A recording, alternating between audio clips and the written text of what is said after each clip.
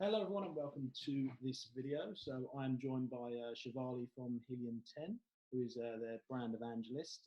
So yeah, we're lucky enough to get her on, and she's going to show us some sort of cool hacks and sort of tools and stuff, and ways that you can use the software, Helium 10 software, to do some more sort of advanced product research. So yeah, welcome Shivali. I'll go Thank ahead and you. make you the host so that you can share your screen. Wonderful. Thank you so much for having me. And yeah, you guys are in for a treat. I mean, product research is one of the most important things that you can do, right? Any sort of business is really founded on a great product or a great service. And when it comes to selling on Amazon, product research is vital. You want to understand the data before you're really throwing your money somewhere, right? So there are so many ways to do product research, really. I mean, you can do it on Amazon, you can do it off Amazon, but there is that question that's been circulating, right? Is the market too saturated? And today, what I'm going to show you is the perfect answer to that question, which is no, it's not. There is so much opportunity out there, and you can still find a product even if you're going through Amazon's data. But you can, yes, also, maybe you're walking around the house, you're going around the store, you see a great idea, and you want to maybe test it on Amazon. That's also a totally valid way to do product research. I'm going to share my screen. I'll walk you guys through Black Box, which is our main product research tool. It pulls from over 2 billion data points, and it's a fantastic tool to really help you hone down on opportunity the way that you define it. So Black Box is, again, one way to do product research. Maybe a little bit later, if we have some time for it, I'll show you a couple other ways that you can really go about it, but let's get started. Let me share my screen here. Awesome. Sounds good. Okay, you'll have to tell me if you see my screen, yes? Yeah, all good. Wonderful. Okay, so I'm inside of Black Box. Now, Black Box has several tabs. Here you can see we have a products, keywords, competitors, niche, product targeting, and elite analytics tab. Now, I'm going to focus on two of them, products and keywords. Now, what exactly is the difference between these two, right? Do you know, Hayden? Yeah, I do. Yeah, but a lot of Okay, awesome. So let's tell our users. So product is really taking a look at specific listings. So let's go into Amazon here, and we're taking a look at this egg tray, right? This is our egg tray. And if you're looking at this listing, this URL or this product specifically is what's going to show up in that search results page. Now, if I was taking a look at keywords, what changes is instead of a product listing showing up, you now will have this show up. So you will get this keyword, this egg tray keyword, as a search results entry. All right. And that's the difference. But where or why would I be using either of these tabs, right? Products. Now, Hayden, could you kind of tell us a little bit about why products would be a good, like, why would somebody want to go into maybe a listing here, right? And use something like number of images? If your competition, for example, has got one image, then I would say there's definitely room for improvement there. So if you could put a maximum Exactly. on one image, couldn't you? And then you could pull up all the listings that there's room for improvement. Yeah, exactly. So number of images is just, again, one example, right? But it shows you opportunity. What can you really go in and enhance in that listing to create a better listing? And again, you guys, this isn't like a generic store, right? This isn't a store where an employee comes up to you and it's like, hey, what do you want? What are you looking for? Your listing is everything. Your products, your product images, your bullet points, your product description, right? And so taking a look at something like number of images, and let's say we have a product come up that only has 3 images, maybe, right? And you take a look at it and you say, okay, I can make 7 images. This looks like, obviously that's not the only thing you want to be looking at. We'll look at profitability and all that great stuff after, but this will help you get a starting point of maybe finding a product listing that you can really go in and amplify the experience for that customer. Now, keywords is a little bit different because keywords will give you the actual, it'll take a look at demand for that market, all right? So when you're taking a look at keywords, keywords are important because when you are listing a product on Amazon, right, keywords are what your consumers will be using to find that product. And if you don't have let's say, the right keywords that are attached to that product, right, then things get a little bit tricky, right? So you want something that has keywords that have demand, but low enough competition where you can go in and you can actually compete with 0 reviews, right? Because that's what you start with. So let's talk a little bit about some of these filters here. Again, products and keywords, both of these tabs have different filters. So here you'll see that the number of images filter is not here specifically. But again, products was taking a look at the listings, and then keywords were taking a look at the market. So a little bit different filters, but again, there are so many because there are so many ways that you can identify demand or opportunity. And that is really dependent on you. So how much time do you have to allocate for building an Amazon business, or how much time or capital, right? Capital would you have? So somebody who has maybe, $12,000 to invest is going to be looking at a significantly different product than somebody that only has $1,000 to invest, right? Now, obviously, we recommend doing something with a little bit more of an investment capital, and I'll talk about why a little bit later. But our chief director here for the evangelism team, Bradley Sutton, he's done a case study where he's also started with $500. So it's not doable, is what I want to emphasize. So here, let's get into a demo with the keywords tab. The search volume. Now, Hayden, why would you think search volume would be important? Well, you need to make sure there's you need to make sure there's enough demand, but at the same time, you don't want there to be too much demand necessarily. Right. So, and that's relative, right? Like I've talked to people that love going into bloodied waters, right? I'm not one of those people. I don't have money to throw at PPC like that.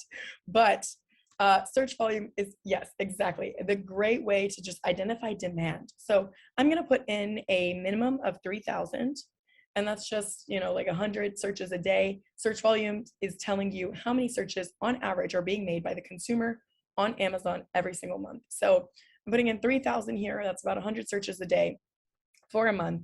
We have monthly revenue. If you'd like, you can put in a certain amount of revenue that you want to be seeing these products in this market making. We have price point.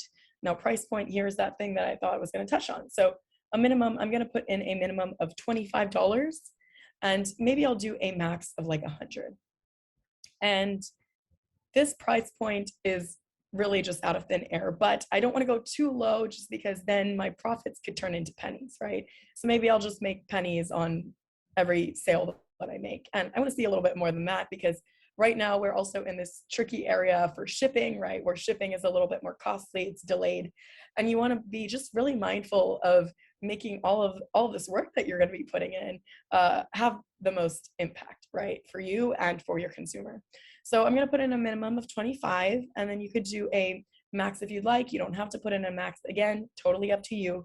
But for me, I'm going to put in 100 because the way that I see it is sometimes you're taking a look at a tech product, right? And a tech product, you'll have to invest a little bit more upfront, and that means a larger capital investment. So if you have more money, you're willing to go into tech, that can be a great thing sometimes, right? Because so many gurus or people out there, so many courses will say, oh, don't do tech. And if you do have the money, then maybe that is something you want to take a look at, because there's less competition sometimes in those niches. But for this example and for the sake of time, I'm just going to cap it out at 100. We also have review count. Basically exactly what it sounds like, how many reviews are really there on average. Any point, you guys, if you guys are going through the Helium 10 tools and you're confused about what something means, or you don't remember, whether I've explained or Hayden's explained it, there's this little question mark icon. You can just hover over it to get a better understanding of what that means, and it should guide you right away. We also have this learn button. Click it, listen to the video. You'll know exactly what each of these mean.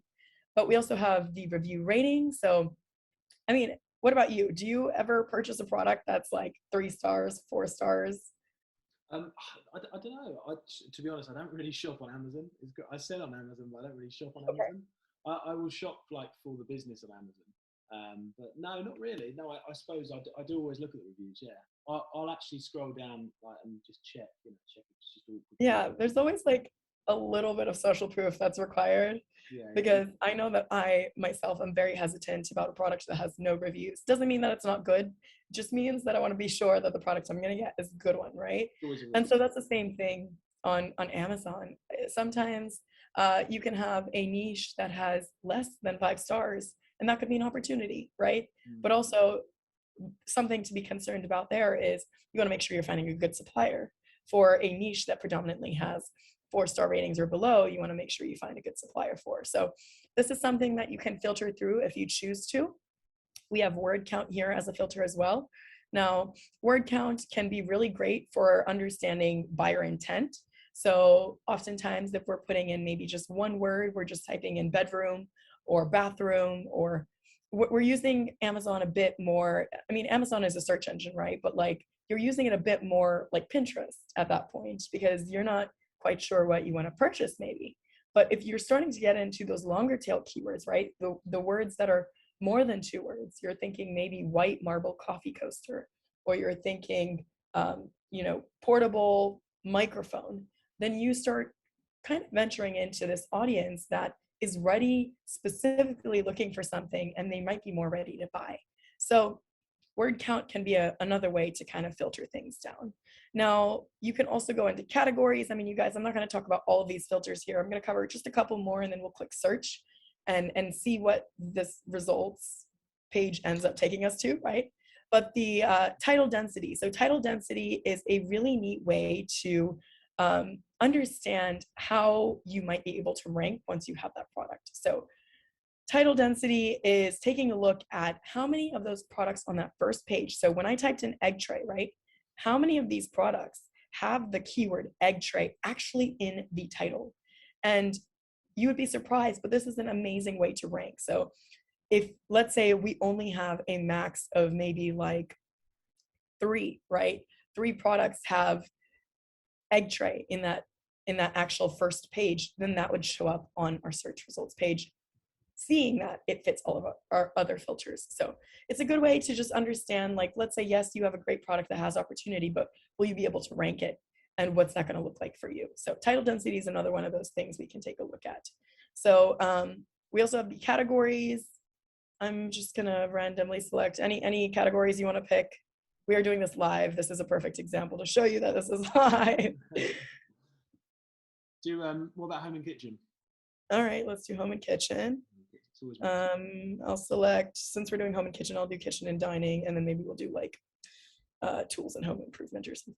Yeah. It's different. All right, and then the last thing I'll talk about in these filters is these 3 right here, and that's just because they're so exclusive to Helium 10. I always love talking about them. And they're taking a look at the first 10 products on a search results page. So why is that important? When you are ranking and you show up on that first page, you will be competing next to all these products that are in those that are ranking right next to you, right? And what is to say that that consumer that's taking a look at that search results page is going to click your listing over the other person? So I'm going to filter here competitor reviews, right? Is if I type in a minimum of 3, right? I just happen to choose a lot of 3s today, 3,003 max. Anyways, 3, right, as a minimum. And let's say less than 150 reviews. So this is saying 3 of those top 10 products, and I don't mean sponsored products, you guys. I don't mean these sponsored indicators. I'm talking about these regular products that don't have a sponsored indication. Those top 10 products, at least 3 of those will have less than 150 reviews. Okay, let's click search. I'm gonna have to plug in my laptop as well in a second here. Okay, once we click search, we have over 200 plus products found. You guys, this is the perfect example. This is what I was talking about. There's so much opportunity. And this is just using the filters that I put in. Imagine playing around with these filters. I mean, the opportunity is endless. You can find so many products that will do well. Now, ideally, I would say you want to get this down below 200. The point is not to spend all your time going through these 200 plus products. It's to use these filters to get these products found as low as possible, so that way you don't have to necessarily do all the footwork, right, for it. This is to help you get that footing a lot faster. So here we're given a lot of cool information, search volume, price, monthly sales that are being made by that niche, the monthly revenue, bestseller rank on average. You can see our title density is hitting very well, as well as the reviews on average. Now let's take a look at some of these. We have blacksmith tools.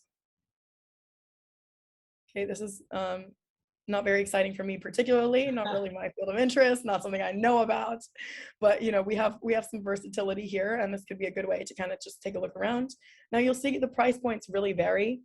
So here you can go through and see if there's something that stands out. But oftentimes, if we're taking a look at a tool like this, what I worry about is differentiation. You want to be sure that there's a way for you to differentiate in that, right? So use black box, yes, to find product opportunities, but these are starting points, you guys, okay? They're great ways for you to find maybe 15 to 20 product opportunities that seem interesting to you, that fit your criteria. But then after that, you have to start thinking about validating that product. So can you differentiate? What is going to help your product stand out when it's showing up on these search result pages? So that way, that traffic that's actually showing up on that results page is actually converting for your listing, right? We also have Gothic bedroom decor, very niche. I like that. I mean, for any of you that have watched Project X, you know, we love Gothic decor with our coffin shelf. Yeah, I saw that. Yeah. Yeah, so this is all very versatile. Now, I kind of, let's see, keep going here. We have Bartesian cocktail capsules. You know what that is? What is it? What? No idea. No, I've never even seen it before. I've never seen that. Interesting. Maybe this is, oh, this is a brand. Okay, that's why. So we don't want to like take a look at a brand. These are a little bit too vague. Let's hone this down. Let's do at least 3 word count. Nope, it's not doing anything for us. All right. Review count. Oh. Huh? I said what about review count? Review count. Yes. Yeah. Let's cap that out at 150 or an average. I feel like that's, yeah, there we go. 48 phrases found. All right. Patriotic wreaths for the front door. So this is obviously July 4th is coming around, you guys, right? So that is, and again, there is a filter up here. So if you want to exclude something, you would be able to do that. But all right, we have this lampshade. All right, so let's take a look at this market, right? So we're taking a look at this lampshade. And once we've, let's say, just for the sake of time, let's say we selected this one, right? When you're taking a look at a search results page, the next thing you want to do after you have some product ideas is to validate that product idea, which is taking a look at some of the metrics, right? Seeing what it looks like for the competitors that are in that market, as well as what the profitability might look like, what it might cost you to source, etc.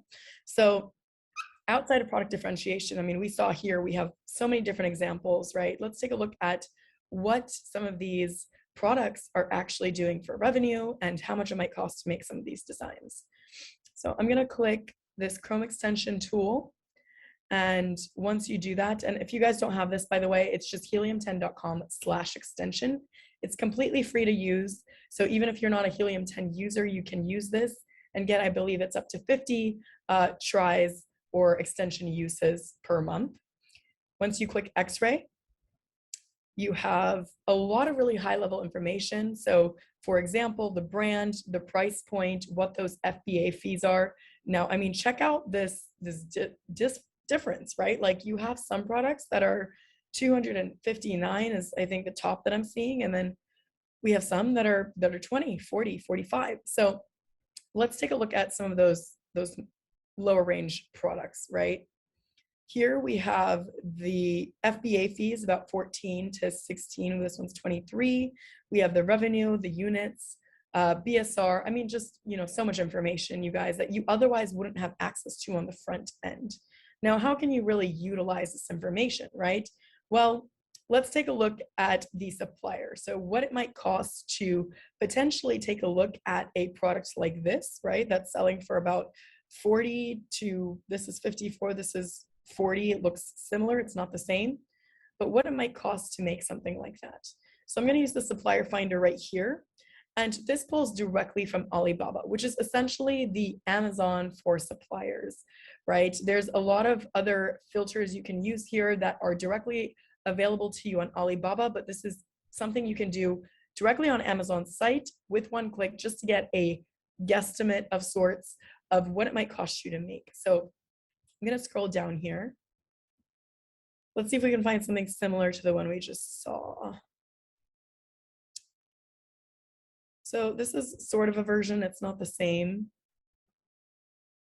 And you guys, sometimes I like to see some differences because it means that there's not one particular product that's selling a bunch. It doesn't mean that it's saturated. It means that it could also be something that's starting to come into play, which is nice.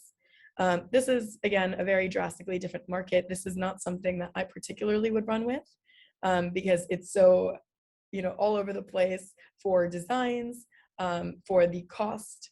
So you would want to do a lot more research before running with something like this. But I just want to show you the overall process, right? We started on a black box. You have maybe 15 to 20 product opportunities that you find or you're interested in.